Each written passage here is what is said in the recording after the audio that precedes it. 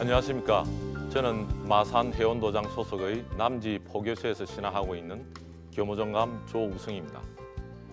제가 상계님 진리를 만나게 된 과정은 이렇습니다. 제가 상계님 진리를 처음 알게 된 것이 1985년 대학교 1학년 때이고 올해가 2013년이 되었으니 신앙기간을 횟수로 따지면 근 30년 가까이 되어갑니다. 어릴 적에 어른들께서 세월이 화살처럼 빠르게 간다고 하시는 말씀을 자주 들었는데 정말 세월이 쌩하고 지나가는 것 같습니다. 저는 중학교 3학년 때 동네 형님의 권유로 교회에 나가게 되었습니다. 그때부터 아주 열심히 신앙생활을 했는데 세월이 흘러 어느덧 제가 대학에 지나갈 고등학교 3학년이 되었습니다. 당시 저는 시골의 부모님 곁을 떠나 마산시에서 고등학교를 다니고 있었습니다. 부모님은 제가 육군사관학교로 진학하기를 원했습니다. 그때 저는 학교에 총학생회장을 맡고 있어서 학교장 추천을 받으면 사관학교에 들어갈 가능성이 아주 사실은 높았었습니다. 그러니 시골에 가난한 집안의 가장이시던 아버님은 학비가 나라에서 지원되고 당시로서는 출세가 보장되는 육군사관학교로 진학하기를 아주 간절히 원했습니다. 사실 저도 중학교 때부터 사관학교로 갈 생각을 가지고 있었습니다. 그런데 어느 날 제가 다니던 교회 목사님이 저를 부르시는 겁니다. 무슨 일인가 하고 가보니 목사님께서 저를 앉혀놓고 육군사관학교도 좋지만 하느님 사관학교 갈 생각은 없느냐 그러시는 겁니다. 하느님 사관학교라고? 이게 무슨 말씀인가 몰라서 가만히 있었더니 목사님이 너 신학대학 가라 이러시는 겁니다. 신학대학 가면 하나님의 권능으로 세상 사람들의 정신과 영혼을 이끌 수 있고 또 사람들의 정신과 영혼을 하나님께로 인도하면 물질과 명예는 자연히 따라온다. 군인보다 더 훌륭한 사람이 될 수 있다. 그렇게 말씀하시는 겁니다. 그래서 집에 가만히 돌아와 생각을 해보니 하나님의 사관생도인 신학대학에 들어가면 세상 사람들의 정신과 영혼을 이끌어 나갈 수 있는 훌륭한 사람이 될 수 있다는 목사님 말씀이 제 가슴에 확 닿았습니다. 당시 저는 교회 열심히 다니며 신앙심도 아주 혈기왕성한 시기라 저는 사관학교에서 신학대학으로 갑자기 진로를 리턴했습니다. 그러니 집에서는 아주 그냥 난리가 났습니다.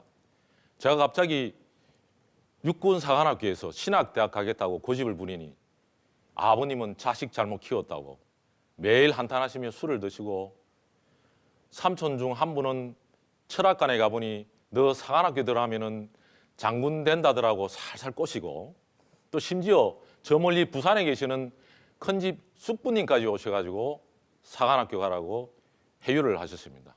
심지어는 어머님은 꿈을 꾸셨다고 하시며 꿈에 수염을 길게 기른 수십 명의 조상님들이 하얀 도포자락에 갓을 쓴 채 우리 집 마당에 모여서 아이고 이놈의 저의 이 앞길에 대해서 웅성웅성거리시며 엄청 걱정하시더라며 그렇게 또 예타는 말씀을 하셨습니다. 사실 저도 사람인지라 고민을 많이 했고 갈등이 많았습니다. 그래도 저는 신학대학을 가겠다는 생각을 끊지 않았습니다. 매일 아버님이 술을 마시러 저녁에 나가시면 저는 매일 교회에 나가서 철학 기도를 꿋꿋하게 이렇게 기도를 하면서 저의 결심을 지켜 나갔습니다. 하나님께 기도를 하면서 저의 결심을 지켜 나가는 중에 결국은 저는 신학대학에 가면 제가 믿고 있는 하나님의 실체를 더 많이 알 수 있을 것 같아서 부모님의 반대에도 불구하고 마침내 서울에 있는 서울 서대문에 있는 감리교 신학대학 신학과에 진학을 했습니다. 그런데 제가 신학대학에 막 들어가자 제 인생의 터닝 포인트가 되는 아주 중요한 사건이 생겼습니다. 한 사상의 저자이며 당시 미국에서 교수 생활을 하시던 김상일 교수가 저희 대학교 종교학과 교수로 오신 겁니다. 저는 한 사상 책을 읽었습니다. 그리고 교양 과목으로 김상일 교수의 강의를 들었습니다. 그분의 강의를 들으면서 저는 이 대한민국에도 뛰어나고 훌륭한 사상이 많이 있다는 사실에 사실 굉장히 놀랐습니다. 그래서 그 이후로 저는 한국 철학과 동양 사상에 관심을 갖고 여러 책들을 보기 시작했습니다. 한국 사상을 공부하다 보니 동학과 정산도를 접하게 되었습니다. 당시 저는 대학교에서 풍물패 동아리에 활동하고 있었습니다. 그런데 어느 날 동아리 선배가 제가 한국 사상에 심취되어 있는 저를 보더니 정산도가 한국 사상의 결론이다. 그쪽을 공부해봐라. 이러시는 거예요. 정산도가 한국 사상의 결론이라고? 그래서 서점에 가서 이것이 개벽이다 책과 정산도의 진리책을 사서 읽게 되었습니다. 그 책을 사서 펼쳐보니 한민족은 옛날부터 하나님을 믿고 있었고 따랐던 민족이다. 그분을 예로부터 상제, 옥황상제라고 불러봤다. 그리고 앞으로 어떤 자연 섭리에 의해서 우주의 가을이 오는데 어찌 천지개벽이 오는데 이때 하나님이 인간으로 내려오신다. 저는 이런 놀라운 내용들이 있었습니다. 저는 기독교를 신앙하면서 이스라엘 민족만이 하나님을 믿고 신앙했는 줄 알았습니다. 그런데 제가 태어난 이 조그만 대한민국에서도 수천 년 전부터 하나님을 믿고 신앙했었고 우리 조상님들은 하나님이 세상을 다스리는 법칙과 원리까지 알고 있었다는 것입니다. 게다가 하나님이 우리나라 땅에 오신다는 이러한 글을 읽고는 이게 정말 긴가민가 또는 깜짝 놀라기도 했습니다. 이뿐만이 아니었습니다. 이것이 개벽이다 책에는 그동안 제가 신화로 알고 있었던 단군이 47분이나 있었고 단군보다 더 이전에는 한웅도, 한인도 존재했었다. 심지어 한민족이 전 인류의 시온국, 종주국이었다는 어떠한 역사책에서도 보지 못한 이야기들로 가득 차 있었습니다. 이게 진짜일까? 거짓말일까? 하나님이 정말 인간으로 오셨을까? 하늘 땅을 주관하시는 하나님이 사람으로 왔다면 세상에 난리가 났을 텐데 왜 나는 대한민국에 살고 있는 내가 그런 사실조차 모르고 있었을까? 그리고 하나님이 오신다면은 힘세고 잘 사는 미국이나 유럽에 오실 텐데 왜 하필 힘도 없고 초라한 조선 땅 여기에 태어났을까? 그리고 이렇게 조그만 대한민국의 역사가, 초라한 대한민국의 역사가 정말 그렇게 위대하고 찬란했을까? 책을 읽고 난 뒤에 충격도 컸지만 사실 고민과 의문도 굉장히 많아졌습니다. 그래서 저는 해가 지고 별이 뜨면 종종 밤하늘을 올려다보면서 하나님께 기도를 했습니다. 하나님 아버지, 하나님께서 인간으로 내려오셨다는데 그게 정말입니까? 아니면 이게 사람을 혹세무민하는 거짓입니까? 하나님, 참 진리를 찾아 방황하는 저를 부디 올바른 길로 인도하여 주시옵소서. 그렇게 저는 종종 하늘을 보면서 기도를 했습니다. 그렇게 저는 책을 읽으며 고민에 휩싸이다가 어느 날 정산도 도장에서 연수회를 개최한다는 소식을 들었습니다. 마침 잘 됐다. 이번 기회에 내가 갖고 있는 고민도 의문도 한번 알아볼 겸 그 교육을 한번 들어야 되겠다고 제가 신청을 했습니다. 당시 서울 대림동에 있었던 도장인 걸로 제가 알고 있습니다. 거기서 3박 4일 연수회가 개최됐는데 가보니 저 말고 많은 대학생들과 일반인들이 참석을 하고 있었습니다. 그런데 그때 제가 받았던 그 교육이 제 인생의 방향을 정하는 계기가 될 줄은 저도 몰랐습니다. 연수회를 통해서 많은 내용들을 공부를 했습니다. 그렇지만 제 눈을 번쩍 띄게 한 교육이 하나 있었습니다. 그게 바로 우주 1년 이야기였습니다. 우주 1년? 우주에도 1년이 있다. 지구에 봄, 여름, 가을, 겨울이 있는 것처럼 우주에도 더 큰 사이클로 이런 사계절 주기가 있다 이러는 겁니다. 그리고 우주 여름철 어떤 봄이 지나서 여름철 말기가 되면 후천개벽이 도래하는데 천지개벽이 도래하는데 이때 하나님이 인간으로 오셔서 세상 사람들을 구원한다. 이러한 내용들을 얘기했는데 이게 앞뒤 내용이 맞는 겁니다. 이게 동양 철학과 현대과학 등으로 설명을 하는데 논리가 아주 정연하고 이치가 아주 합당했습니다. 그야말로 뭐 얘기를 한다면은 조금 더 뭐 가장이라고 얘기할까 그렇게 얘기한다면은 사실 한치의 어긋남도 없이 이치가 맞았다고 저는 그렇게 생각을 했습니다. 그렇게 3박 4일 연수회를 받으면서 인간은 우주의 가을을 맞이하기 위해 지금껏 살아왔구나. 인간은 인간으로 오신 하나님이신 상제님을 만나는 것이 인생의 참 목적이구나 하는 이러한 깨달음을 제가 그 교육을 통해서 얻게 되었습니다. 그리고 그분이 이 인류를 구원하시기 위해서 9년 동안 짜신 천지공사 내용을 듣고는 정산도가 참 진리다. 이러한 확신을 하게 되었습니다. 그래서 그날 이후로 저는 본격적으로 정산도 신앙을 하기 시작했습니다. 저는 지금까지 수행을 하며 많은 체험과 은혜를 받았습니다. 제가 신앙 초기에 밤이 돼서 혼자서 자취방에서 태열주를 읽고 있었습니다. 그런데 옆에서 갑자기 한두 명도 아니고 여러 사람의 아주 발자국 소리가 이렇게 들리는 거예요. 처음에는 누가 왔나 싶어 문을 이렇게 열어봤는데 아무도 없는 거예요. 근데 태울주를 읽으면 다시 발자국 소리가 들리고 심지어 옆에서 막 사람들이 웅성웅성하는 그런 소리마저 들리는 겁니다.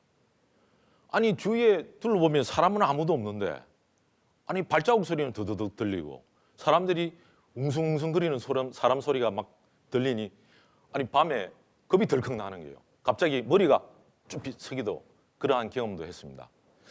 그러다가 제가 좀 시간이 지나서 또 수행을 해보니 사람들이 주위에 아무도 없는데 이제는 옆에서 주문을 같이 따라 읽는 소리가 들리는 겁니다.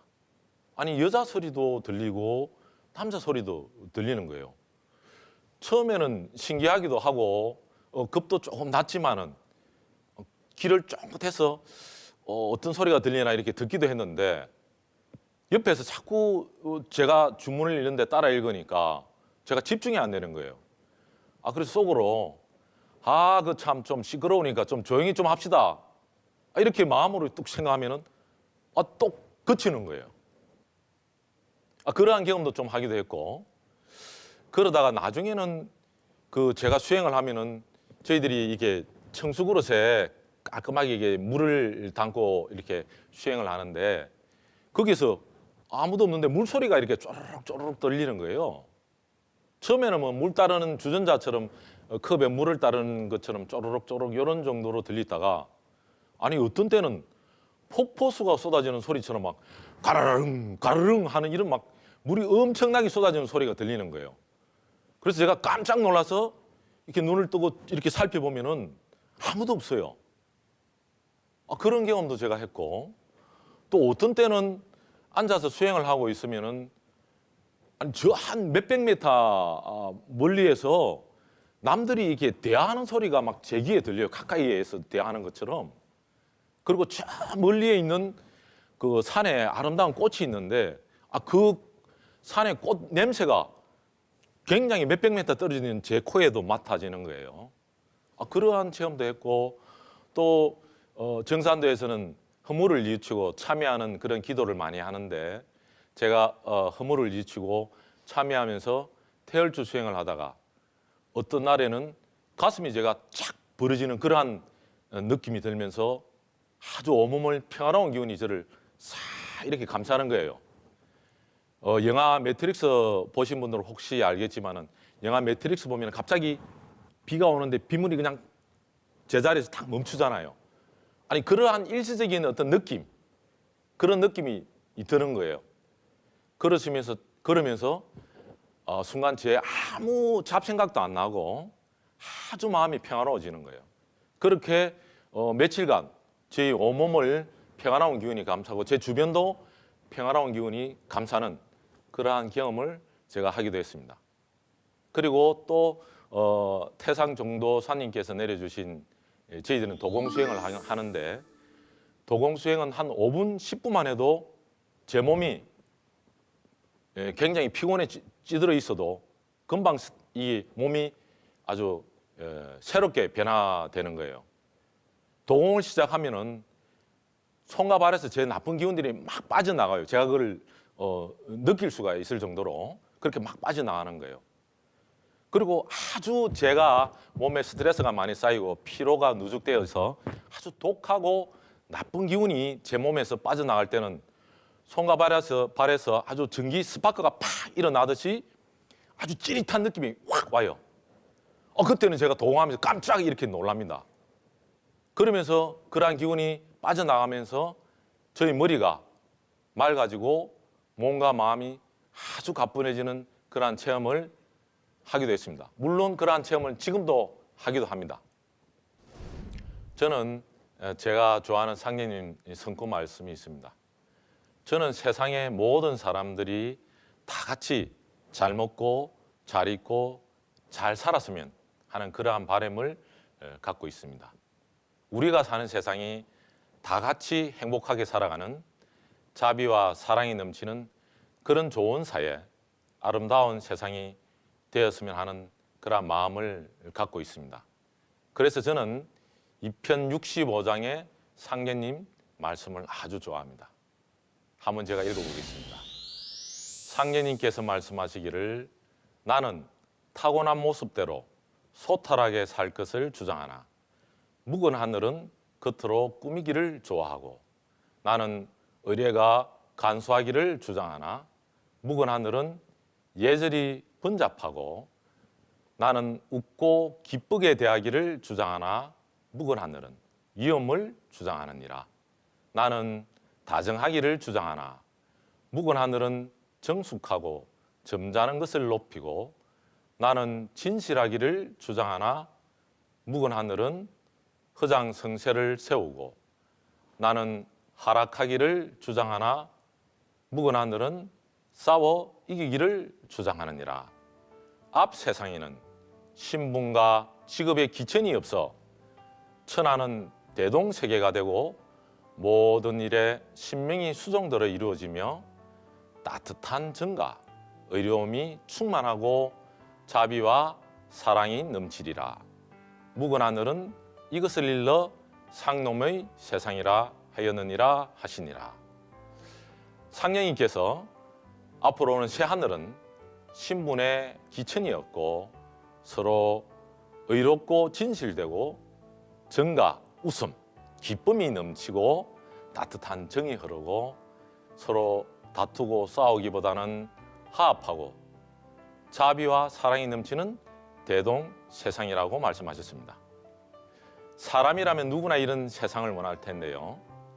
우리는 새 하늘, 새 땅을 열고 새 세상을 만들어야 하는 사명을 가진 일꾼들인 만큼 이전의 묵은 하늘의 삶보다는 새 하늘의 삶을 살아가기 위해 노력해야 된다고 생각합니다. 이제 성도님 여러분, 올해가 계산년인데요. 이제 뱀이 허물을 벗고 새로 태어나듯이 올해 계산년에는 우리 성도님들도 무거운 기운을 벗고 태을주 조화세계를 크게 체험해서 마음의 강명세계를 여는 멋진 한 해가 되기를 간절히 기원해 봅니다. 감사합니다.